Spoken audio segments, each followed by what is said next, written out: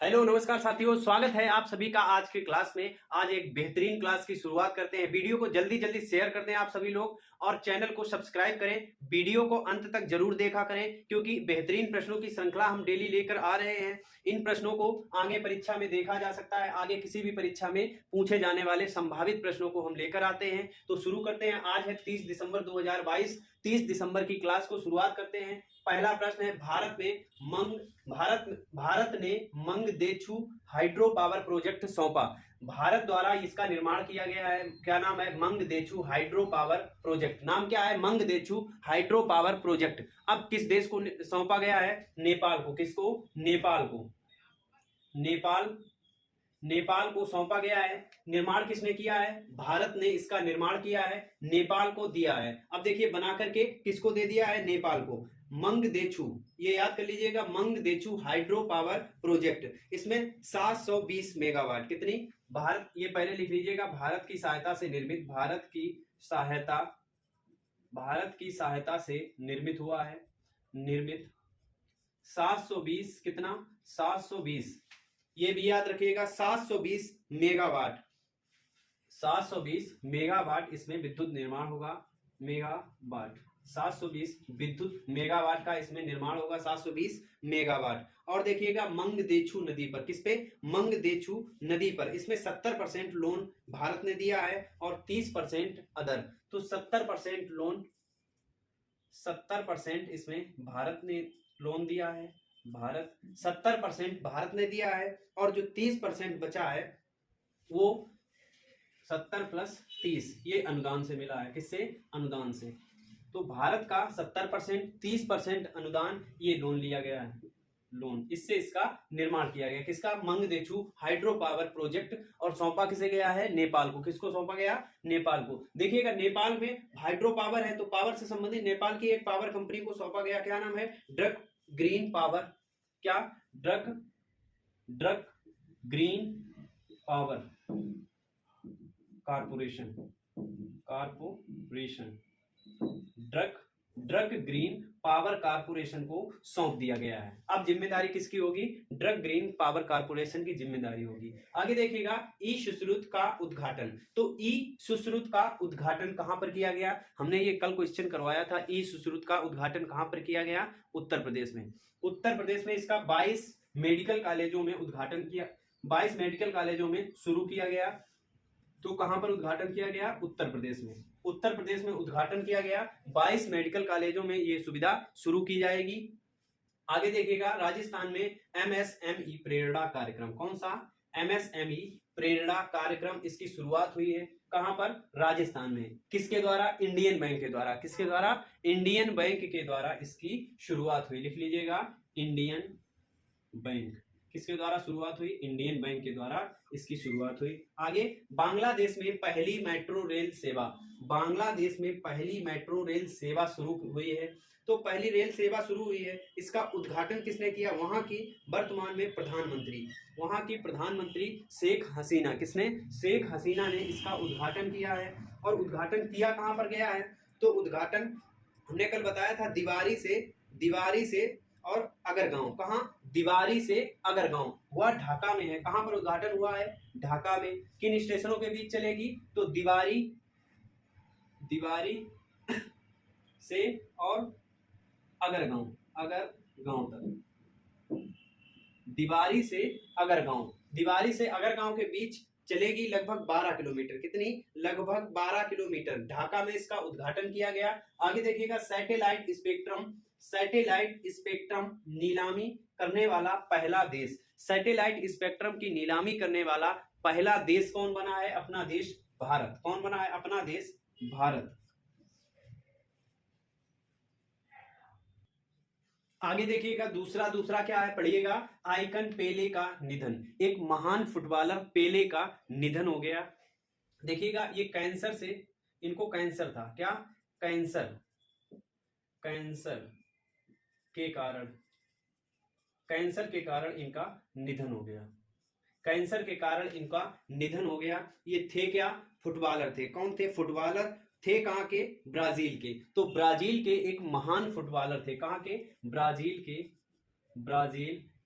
के महान फुटबॉलर ये आपको याद रखना है। क्या कौन थे? फुटबॉलर थे, ब्राजील के महान फुटबॉलर थे। कहाँ के खिलाड़ी थे? ब्राजील के। क्या थे? फुटबॉलर थे। ये पूछा जा सकता है कि आइकन पेले या पेले का संबंध किस खेल से है? तो फुटबॉल से। किससे? फुटबॉल से। ये थे कहाँ के निवासी? तो ब्राजील के। कहाँ के थे? ब्राजील के। और कैंसर के कारण इनका हाल ही में निधन हो गया। 16 वर्ष की उम्र में इन्होंने इंटरनेशनल फुटबॉल में डेब्यू किया था। किसमें? 16 वर्ष की उम्र में, 16 वर्ष की उम्र में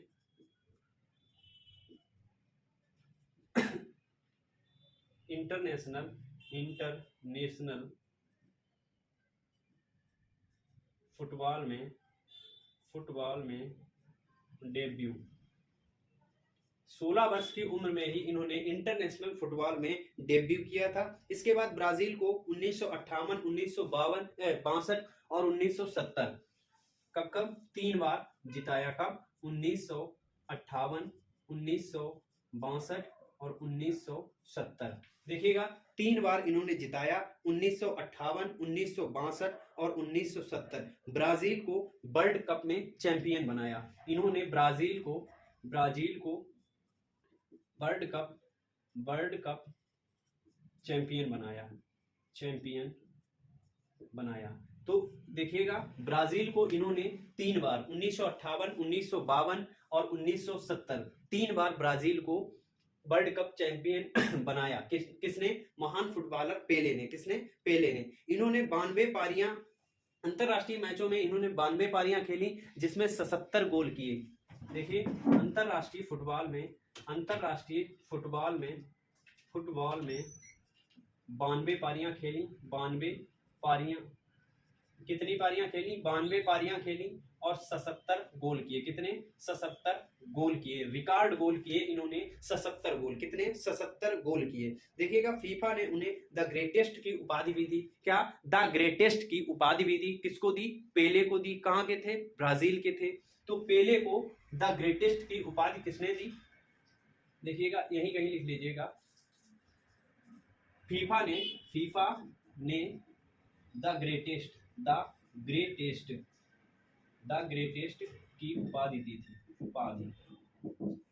किसने दी थी? फीफा ने द ग्रेटेस्ट की उपाधि। देखिएगा अब इनका निधन हो गया है। इनसे बनने वाले जो बैक के पीछे के क्वेश्चन है उन्हें जरूर याद रखिएगा, क्योंकि इस तरीके के क्वेश्चन पूछे जा सकते हैं कि फीफा ने द ग्रेटेस्ट की उपाधि किसको दी? तो पेले को दी। किसको दी? पेले को। ये थे कहाँ के? ब्राजील के महान फुटबॉलर थे और कैंसर के कारण इनका निधन हो गया। इस तरीके के जो पीछे के प्रश्न हमने पढ़ाए हैं एक बार जरूर इनको रिवाइज करिएगा।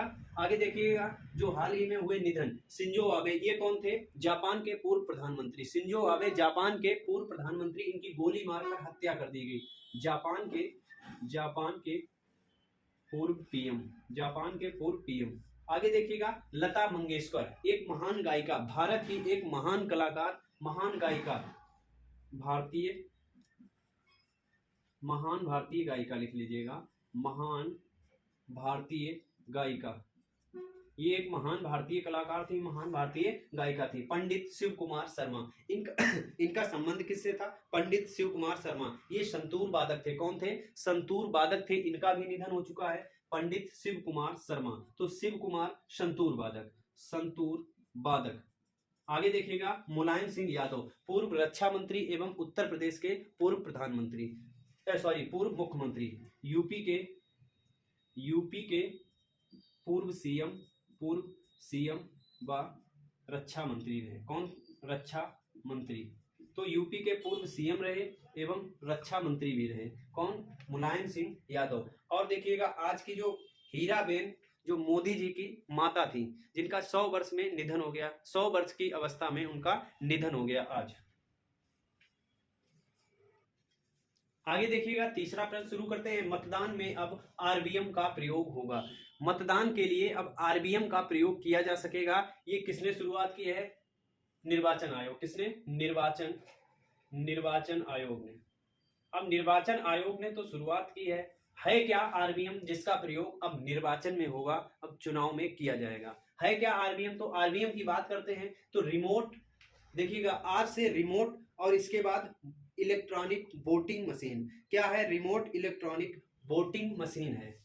रिमोट और इलेक्ट्रॉनिक वोटिंग मशीन है। Voting machine, remote electronic voting machine है। इसका प्रयोग किसके लिए किया जाएगा? तो प्रवासी मतदाताओं के लिए। प्रवासी मतदाताओं की भागीदारी बढ़ाने के लिए, जैसे जो मतदाता बाहर चले जाते हैं तो वो अपने यहाँ का वोट नहीं डाल पाते हैं, कोई भी चुनाव हुआ अपने बूथ पर नहीं पहुंच पाते तो वोट नहीं पड़ता है उनका, इसलिए शुरू किया गया है। इसमें दूर बाहर रहने वाले लोग भी वोट डाल सकेंगे। तो आरबीएम का प्रयोग किया जाएगा। किसका? आरबीएम का प्रयोग किया जाएगा। रिमोट इलेक्ट्रॉनिक वोटिंग मशीन है। रिमोट इलेक्ट्रॉनिक वोटिंग मशीन है आरबीएम, इसका प्रयोग किया जाएगा। अब देखिएगा किस तरीके से घर जाने की इसमें आवश्यकता नहीं होगी। एक पोलिंग बूथ से 72 अलग अलग, कितने? 72 अलग अलग निर्वाचन क्षेत्रों को इसमें शामिल कर सकेगा। किसमें? आरबीएम में एक पोलिंग बूथ, देखिएगा एक पोलिंग बूथ से कितने हमने बताए हैं? एक पोलिंग बूथ से 72 निर्वाचन क्षेत्र जुड़ सकेंगे। मतलब एक बूथ से 72 निर्वाचन क्षेत्र जुड़ सकेंगे, उसमें किसी में डाल के जाकर के वोट डाला जा सकता है। कितने जुड़ जाएंगे? 72 अलग अलग निर्वाचन क्षेत्रों में वोटिंग कर सकता है। कितने?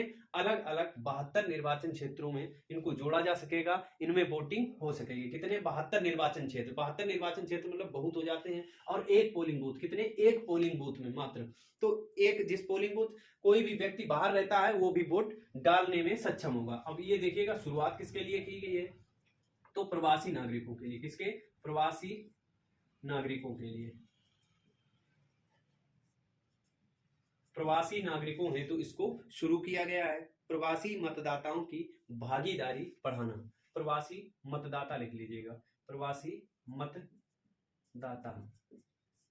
मतदाताओं हेतु, प्रवासी मतदाताओं हेतु इनकी भागीदारी बढ़ाने के लिए, भागीदारी को बढ़ाने के लिए इसकी शुरुआत हुई है। आरबीएम का प्रयोग अब निर्वाचन आयोग करेगा। तो निर्वाचन आयोग मतदान में इसका प्रयोग करेगा। आगे देखिएगा, अगर निर्वाचन आयोग की बात करते हैं तो निर्वाचन आयोग का गठन कब किया गया था? इसकी स्थापना कब की गई थी?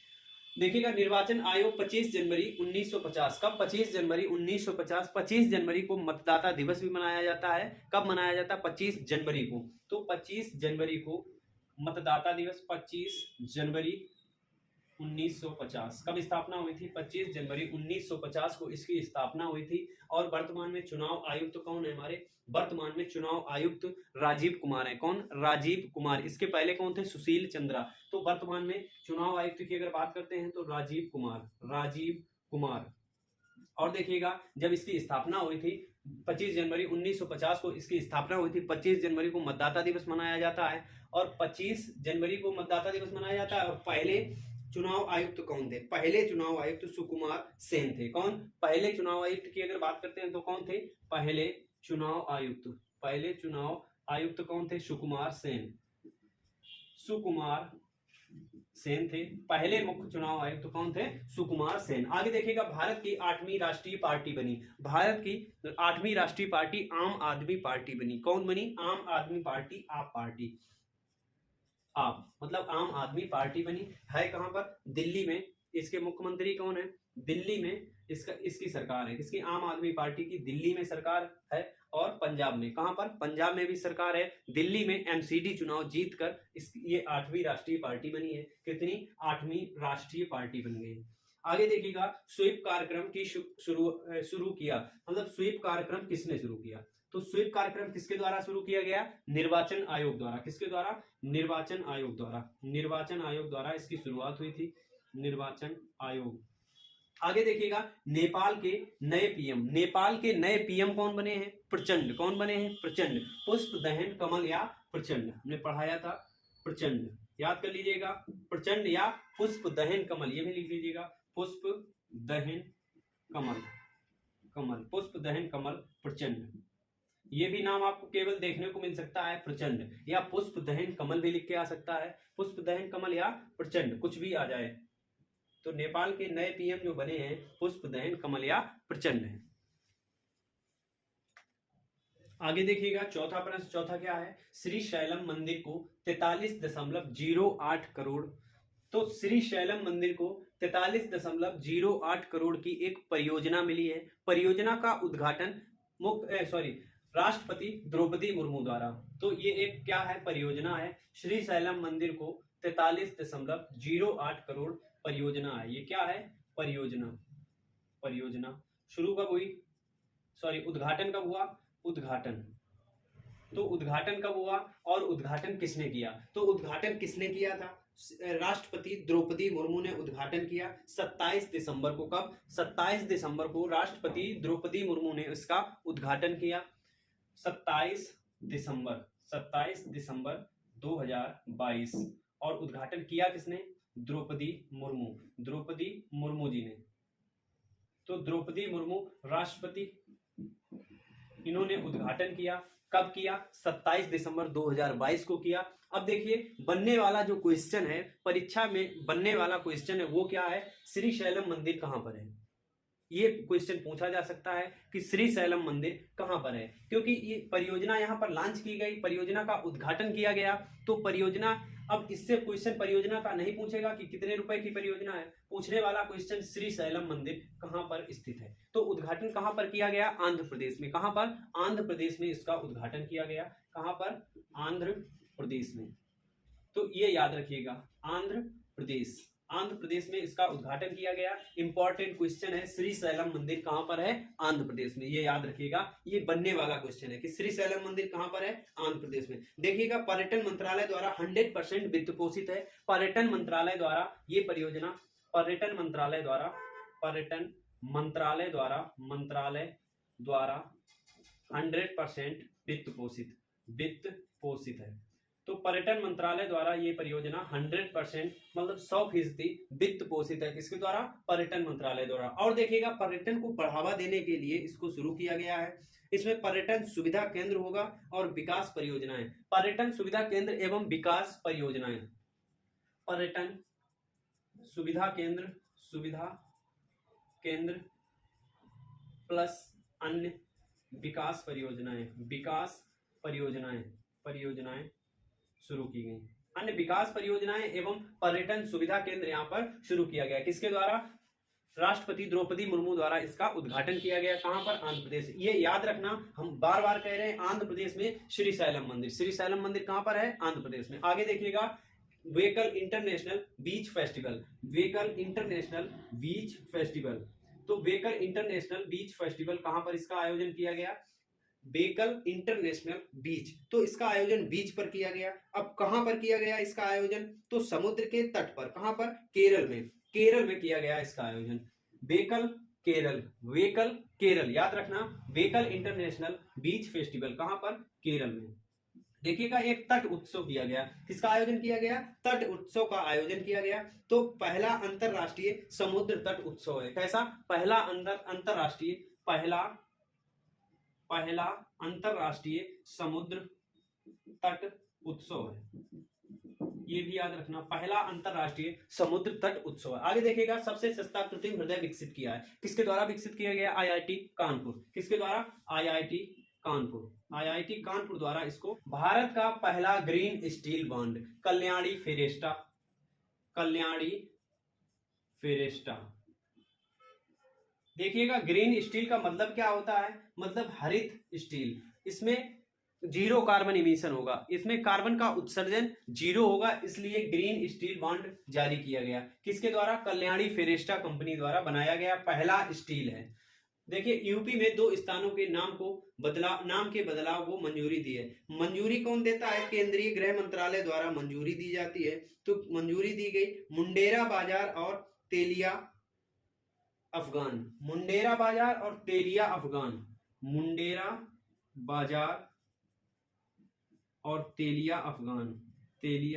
अफगान नाम बदल के क्या कर दिया गया, ये आपको याद रखना है, तेलिया अफगान। इतना इंपॉर्टेंट नहीं है लेकिन फिर भी याद कर लीजिएगा।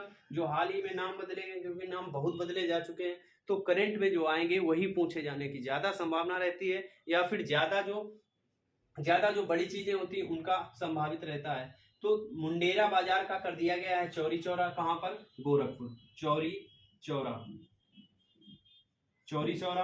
और इसके बाद तेलिया अफगान, तेलिया अफगान का नाम बदलकर तेलिया शुक्ला कर दिया गया। क्या? तेलिया शुक्ला, इसका नाम बदलकर तेलिया शुक्ला कर दिया गया। मुंडेरा बाजार का नाम बदलकर चौरी चौरा कर दिया। दो स्थानों का नाम बदला गया। नाम किसके द्वारा बदला जाता है? तो गृह मंत्रालय द्वारा इसका नाम बदला जाता है। गृह मंत्रालय, गृह मंत्री तो पता ही होंगे कौन है, अमित शाह जी। कौन है? गृह मंत्री अमित शाह जी। केंद्रीय गृह मंत्रालय, केंद्रीय गृह मंत्रालय द्वारा इसको मंजूरी दी गई। आगे देखिएगा पांचवा प्रश्न। पांचवा क्या है? सीमा सुरक्षा बल का प्रहरी ऐप लॉन्च किया गया। किसका? सीमा सुरक्षा बल। सीमा सुरक्षा बल मतलब बीएसएफ। तो बीएसएफ के बारे में आप सभी को पता होना चाहिए। बीएसएफ की स्थापना कब हुई थी? 1965 में। कब? 1965 में बीएसएफ की स्थापना हुई थी। और बीएसएफ के वर्तमान हेड पंकज कुमार सिंह हैं। कौन है? पंकज कुमार सिंह। ये लिख लीजिएगा, सीमा सुरक्षा बल मतलब बीएसएफ, बॉर्डर सिक्योरिटी फोर्स। स्थापना कब हुई थी? स्थापना 1 दिसंबर 1965। कब हुई थी? 1 दिसंबर 1965 इसका गठन हुआ था, इसकी स्थापना हुई थी। और वर्तमान में हेड कौन है? वर्तमान हेड, तो बीएसएफ के हेड कौन है? पंकज कुमार सिंह। कौन है? पंकज कुमार सिंह। अब देखिएगा प्रश्न की बात करते हैं। ये तो बीएसएफ की बात हो गई, स्थापना और इसके हेड। आगे देखिएगा प्रहरी ऐप लॉन्च किया गया। प्रहरी से आप याद कर लीजिएगा, प्रहरी का मतलब, प्रहरी क्या होता है? हमारा जो घेरा लगाता है या हमें जो रक्षा देता है, हमारे आसपास जो हमारी रक्षा करता है, वो हमारे प्रहरी होते हैं। तो प्रहरी बीएसएफ से संबंधित होगा, सीधे याद कर लीजिएगा, बीएसएफ से संबंधित होगा प्रहरी। प्रहरी ऐप लॉन्च किया गया है। तो ये लॉन्च किसके द्वारा किया गया? अमित शाह जी द्वारा। किसके द्वारा? अमित शाह। अमित शाह कौन है? गृह मंत्री। तो अमित शाह जी द्वारा लॉन्च किया गया। इसको अमित शाह जी द्वारा प्रहरी ऐप को लॉन्च किया गया। कब लॉन्च किया गया? 29 दिसंबर 2022 को ये लॉन्च किया गया। किसके द्वारा? अमित शाह गृह मंत्री द्वारा इसको लॉन्च किया गया। कहां पर लॉन्च किया गया? नई दिल्ली में। कहां पर? नई दिल्ली में इसको लॉन्च किया गया। याद रखिएगा, नई दिल्ली, अमित शाह गृह मंत्री, और 29 दिसंबर 2022 प्रहरी है। प्रहरी से क्या होता है? जो हमारे आसपास घेरा बना के हमारी रक्षा करता है, वो प्रहरी होता है। प्रहरी बीएसएफ से संबंधित है। बीएसएफ, प्रहरी याद रखिएगा। सीमा सुरक्षा बल, बॉर्डर सिक्योरिटी फोर्स, 1 दिसंबर 1965 को इसकी स्थापना हुई। इसके हेड वर्तमान में पंकज कुमार सिंह है। आगे देखिएगा ऑपरेशन सर्द हवा। अब देखिए इसके बारे में पता होना चाहिए, प्रहरी ऐप काहे के लिए लॉन्च किया गया? तो ये लॉन्च किया गया है सैनिकों के लिए। किसके? हमारे सैनिकों के लिए लॉन्च किया गया है। इनकी छुट्टी, इनकी ड्यूटी और इनका पर्सनल प्रोफाइल इसमें दिखेगा। और इसके बाद और भी इनकी जो जानकारी होगी, पर्सनल जानकारी, वो भी इस ऐप से मिल जाएगी। जवान को इस ऐप से कई जानकारियां और भी मिलेगी। आवास, निजी जानकारियां एवं छुट्टी। देखिएगा, आवास, छुट्टी, निजी जानकारी की प्रोफाइल जानकारी प्लस अन्य, और अन्य सूचनाएं भी इसमें रहेंगी। ये खुद के लिए, इनके लिए, बीएसएफ के जो सैनिक हैं इनके लिए शुरू किया गया है। आगे देखिएगा ऑपरेशन सर्द हवा किसके द्वारा चलाया गया था? तो जो बॉर्डर पे रहेगा उसको ज्यादा सर्दी लगेगी, जो किनारे रहेगा उसको ज्यादा सर्दी रहेगी। तो बॉर्डर पे कौन रहता है? बीएसएफ। कौन रहता है? बीएसएफ। तो सर्द हवा, ये याद रखिएगा, पहले का क्वेश्चन है, पूछा जा सकता है, क्योंकि बीएसएफ से संबंधित देखिएगा जो भी खबरें होती हैं ये नई खबरों से जुड़ी होती हैं। नई खबरों से जुड़ी हुई लिंक पीछे की खबरें पूछी जाती हैं, इस वर्तमान में पूछी जा सकती हैं, पीछे के भी खबरें पूछी जा सकती हैं, लेकिन खबरें वही पूछी जाएंगी जो वर्तमान में उछाल में होंगी। तो जैसे बीएसएफ आया, अब बीएसएफ से संबंधित ऑपरेशन सर्द हवा पूछा जा सकता है। हालांकि ये पहले हुआ था, चलाया गया था, लेकिन पूछा जा सकता है ऑपरेशन सर्द हवा किसके द्वारा? बीएसएफ के द्वारा। आगे देखिएगा ऑपरेशन नमस्ते। तो नमस्ते कोरोना के टाइम भारतीय सेना ने शुरू किया था। किसने? भारतीय सेना ने। भारतीय सेना ने शुरू किया था कोविड के टाइम। कब? कोविड के समय। आगे देखिएगा विश्व का एकमात्र ऊंट सवार महिला दस्ता। विश्व का एकमात्र ऊंट सवार महिला दस्ता। ऊंट कहां पर है? रेगिस्तान में। रेगिस्तान, भारत में रेगिस्तान कहां पर है? थार कहां पर है? राजस्थान में। तो राजस्थान किस बॉर्डर से लगता है? पाकिस्तान। बॉर्डर पे हमने बताया, बॉर्डर पे कौन लगता है? बीएसएफ। तो बीएसएफ होगा। इस तरीके से याद कर लीजिएगा। एकमात्र ऊंट सवार, ऊंट कहां पर मिलेंगे? रेगिस्तान। भारत में रेगिस्तान कहां पर है? थार। थार कहां? राजस्थान में। तो राजस्थान। और बॉर्डर पर कौन लगेगा? बॉर्डर पर बीएसएफ लगेगी। तो बॉर्डर पर लगाएंगे बीएसएफ। बीएसएफ किसने शुरू किया है? ये बीएसएफ। तो भारतीय बीएसएफ, भारत की बीएसएफ ने ऊंट सवार महिला दस्ता, किसका है ये? भारतीय सेना का। इसमें बीएसएफ का है। किसका? बीएसएफ का है। आगे देखिएगा, right to repair portal. Right to repair portal, इसकी लॉन्चिंग किसने की है? तो ये किसके लिए? उपभोक्ताओं के लिए होता है। वर्तमान में हमारे उपभोक्ता मंत्री कौन है? पीयूष गोयल जी। कौन है उपभोक्ता मंत्री? पीयूष गोयल जी। पीयूष गोयल। तो इन्होंने इसकी शुरुआत की है। देखिएगा, राइट टू रिपेयर, हमें किसी भी प्रोडक्ट जैसे है हमारा, उसकी हमें रिपेयरिंग करानी है, तो इसके लिए हमारे कुछ अधिकार होते हैं। उन अधिकारों की जानकारी उसमें निहित होगी। किसी भी कंपनी का कोई भी पार्ट उपलब्ध है या नहीं है, इसकी जानकारी हमें मिलेगी। तो इस तरीके से, और कितने रुपए का है, अगर गलत तरीके से बेचा जा रहा है या है नहीं, उसकी उपलब्धता दुकान पर है लेकिन वो ऑनलाइन नहीं दिखा रहा है, इसकी हम शिकायत भी कर सकेंगे उसी पोर्टल के माध्यम से। इसी तरीके के बेहतरीन प्रश्न हम डेली लेकर आते हैं। आप बने रहिएगा हमारे साथ और हमारे चैनल को ज़्यादा से ज़्यादा सब्सक्राइब कीजिएगा। धन्यवाद। जय हिंद।